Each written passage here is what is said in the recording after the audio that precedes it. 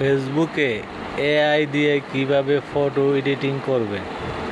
আপনি যে কোনো জায়গা থেকে ছবি তুলে আপনার পছন্দ মতো ব্যাকগ্রাউন্ড দিয়ে এডিটিং করতে পারবেন। এতে আপনার ছবিও সুন্দর হবে, ছবিতে ভালো রিচ আসবে, দেখতে অনেক সুন্দর লাগবে। তো কিভাবে করবেন আমি আজকে আপনাদেরকে স্ক্রিনের মাধ্যমে সব জানিয়ে দিব। আপনি এই ভিডিওটা দেখলে খুব সুন্দরভাবে এডিট করে আপনার ছবি সুন্দর করে পোস্ট করতে পারবেন। এতে আপনার ইনকামও বাড়বে, প্রতিটা ছবিতেই আপনি ইনকাম পাবেন এই এআইয়ের মাধ্যমে এডিট করে পোস্ট করলে। তো আমরা চলে যাচ্ছি আমাদের স্ক্রিনে।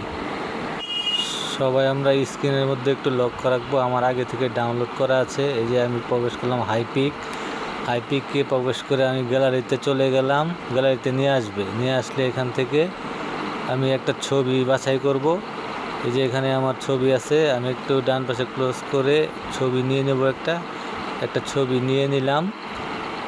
ছবিটা নিয়ে এই যে নিচে লেখা আছে অ্যাডজাস্ট, একটা অপশন, অ্যাডজাস্টে চাপ দিয়ে দিবেন। তারপরে কার্ভ নামে একটা অপশন আছে, কার্ভ অপশনে চাপ দিয়ে ফটোটাকে একটু ছোট করে নেবেন।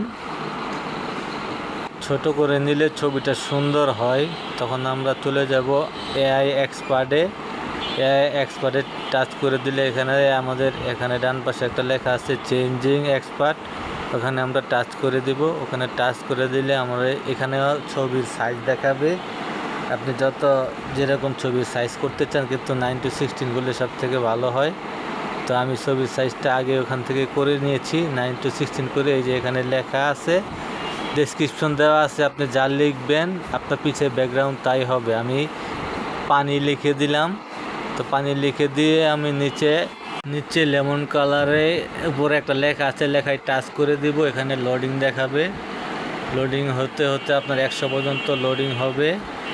লোডিং হওয়ার পর আপনি এখান থেকে সুন্দর 3টা ছবি পাবেন। এখান থেকে আপনি চয়েস করে নিতে পারবেন কোন কোন ছবি আপনার পছন্দ। 3টা ছবি দিয়ে দিবে আপনাকে। এই যে একটা আমি দেখছি, এই যে একটা ছবি, এটা আমার কাছে ভালো লাগেছে। আরেকটা ছবি, এটা ভালো লাগে না, এটা ভালো লাগে নাই, কিন্তু প্রথমটাই ভালো লাগছে, আমি প্রথমটাই রেখে দিয়েছি। তো সেই জন্য আমি এখান থেকে এটা এক্সপোর্ট করে নিব। এটা আমি চয়েস করলাম, প্রথম ছবিটাই চয়েস করলাম। চয়েস করে এটাকে আমি এই যে নিচে টিক মার্ক আছে, এখানে চাপ দিলে এটা ওকে হবে। ওকে হলে উপরে এক্সপোর্ট লেখা আছে, এক্সপোর্টে আবার চাপ দিলে আপনার ছবিটা ডাউনলোড হয়ে যাবে। এখন আপনি স্ক্রিনে চলে যাবেন, ক্রোম ব্রাউজারে ঢুকবেন, ঢুকে এখানে সার্চ করবেন হাইপিক। এই যে হাইপিক চলে এসেছে। হাইপিকের প্রথম ব্রাউজারটাই নিয়ে নেবেন, Hypic photo editor and AI. এটা আপনি ইনস্টল করে নিয়ে নেবেন।